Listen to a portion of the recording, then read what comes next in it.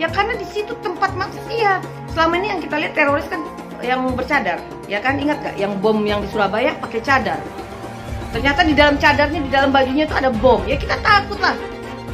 Inilah nih ya, apa sih cara berpikir para PKI radikal bercelana cungkring berjidat hitam ya. Kebalik gitu loh, aneh gitu loh. Kalau bagi teroris yang bunuh diri itu nggak akan ditemani bidadari, ya itu manusia-manusia bodoh. Jangan katakan bom bunuh diri. Ini banyak wartawan-wartawan yang tidak islami memakai istilah-istilah kafir tanpa dia sadari. Gerakan bunuh diri, padahal gerakan mati syahid. Zaman sahabat Nabi pakai pedang, zaman sekarang tak pakai pedang. Letupkan, ledakkan, mati syahid. Ada pun orang yang mengejek ini mati konyol. Orang mati syahid dia katakan mati konyol. Saya pernah ditanya, apa pendapat Pak Ustadz tentang ISIS? Bagus, saya bilang. Siapa yang tidak ikut kepada ISIS, kafir, halal darahnya. Tangkap Ustaz Abdul Somad sekarang juga. Bagaimana provokasi yang dilancarkan oleh Ustaz Abdul Somad amat sangat keterlaluan memecah belah bangsa ini. Saya juga memohon pada bapak-bapak polisi untuk tidak takut kepada tekanan dari manapun. Laporan terhadap Ustadz Abdul Somad itu sudah dilaporkan dari beberapa tahun yang lalu. Namun apa yang terjadi justru tidak pernah dipanggil. Minta maaf pun tidak mau, karena di dalam konferensi persnya di MUI kan beliau cuma menyatakan begini, bahwa jika beliau meminta maaf berarti ajarannya harus direvisi.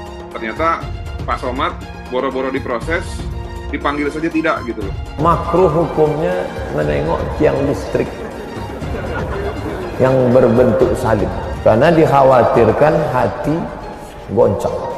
Itulah yang ditempelkan salib di belakang ambulan.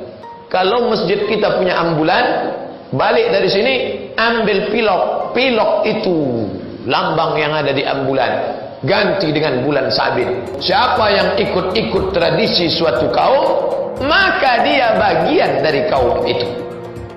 Kepada Kapolri untuk segera menghentikan kasus ini, karena kasus ini sudah tidak layak lagi dilanjutkan, sesuai juga dengan surat edaran. Sudah ada pendamaian, sudah ada yang nama pencabutan, dan sudah ada yang namanya surat permohonan maaf dari pimpinannya sendiri. Kok masih diteruskan? Kalau ada pihak-pihak yang sudah melakukan pendamaian, seharusnya sudah harus. Kok dia bisa-bisanya melanggar surat edaran dari Kapolri dan Komitmen Kapolri itu sendiri? Terkait dengan saudara NKC, ternyata bisa dianiaya oleh Pak NB, terus kemudian ada lagi ini, ada korban, terus kemudian ada orang-orang yang ternyata ikut serta melakukan pengeroyokan. Nah ini jelas satu. Kemudian ada lagi laporan. Pada hari pertama masuk, malamnya Pak Tommy itu langsung diintimidasi. Pak Tommy langsung meminta kami untuk membuat surat mohon dipindahkan Pak Tommy-nya. Pak Tommy menyampaikan bahwa dia semalaman tidak bisa tidur karena takut dibunuh, ada ancaman, ada orang keluar masuk ke selnya. Beliau minta dibikinkan surat untuk dipindahkan ke Kejaksaan Negeri Jakarta Selatan. Nah, yang kami sangat sayangkan itu Pak Napoleon, karena begitu berkuasanya dia bisa punya handphone di dalam.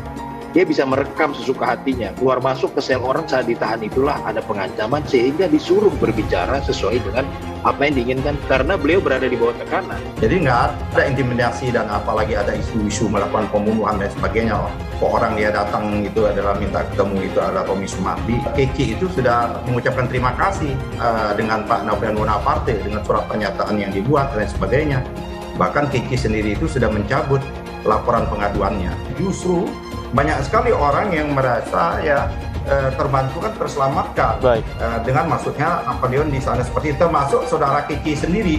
Pak Napoleon Bonaparte itu belum terpidana karena dia masih melakukan upaya hukum, melakukan kasasi. Napoleon sendiri mengaku loh, saya loh yang melakukan penganiayaan. Oh, baca dengan teliti. Saya yang melumuri kotoran baca misalnya. Baca dengan teliti, Mbak. Baca dengan teliti apa yang diungkapkan dalam surat. Nanti akan dibuktikan di persidangan, Pak. Ya, baik. Mintaan maaf dari yang bersangkutan. Ya, ini perlu didalami lagi. Mungkin situasi psikis yang bersangkutan mungkin saja bisa terjadi seperti itu. Tangkap dan adili Ustadz Abdul Somad. Saya ingin menyampaikan kepada pihak kepolisian segera tangkap ini provokator. Karena ini merusak kebinekaan di Indonesia. merusak toleransi yang ada selama ini di Indonesia. Saya meminta untuk Kapolri.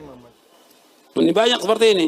Antum juga bukan hanya itu aja, bukan hanya orang atau pemimpin kafir, bukan hanya itu aja, tetapi yang lain juga. Antum mencintai pemain bola kafir, boleh nggak? Nggak boleh. Dipajang fotonya, kaosnya, nggak boleh. Nggak boleh itu, sama sekali nggak boleh. Dan banyak itu, seperti itu. Pemain bola orang kafir, masih disebut-sebut, dibela. Boleh nggak membela orang kafir? Tidak boleh.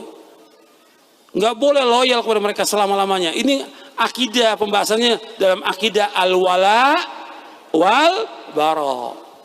Wala, cinta kita hanya kepada Allah, Rasulnya, dan orang-orang yang beriman. Bara, kita kepada orang-orang kafir, orang-orang munafik, dan yang sama dengan mereka. Nggak boleh kita nggak boleh mencintai mereka, kita harus berlepas diri dari mereka. Seringlah komen, minimal sehari 2 atau 3 kali. Kenapa ini perlu saya sampaikan? Supaya teman-teman kalian tahu bahwa kalian masih hidup.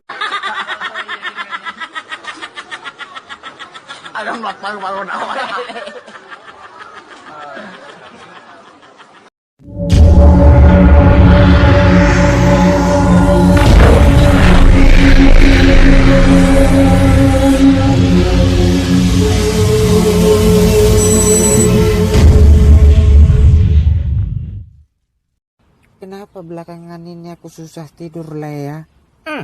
Menghadap kiri udah, menghadap kanan juga aku udah coba. Tapi tetap gelisah dan gak tenang lah ya. Coba menghadap ke yang maha kuasa lah ya.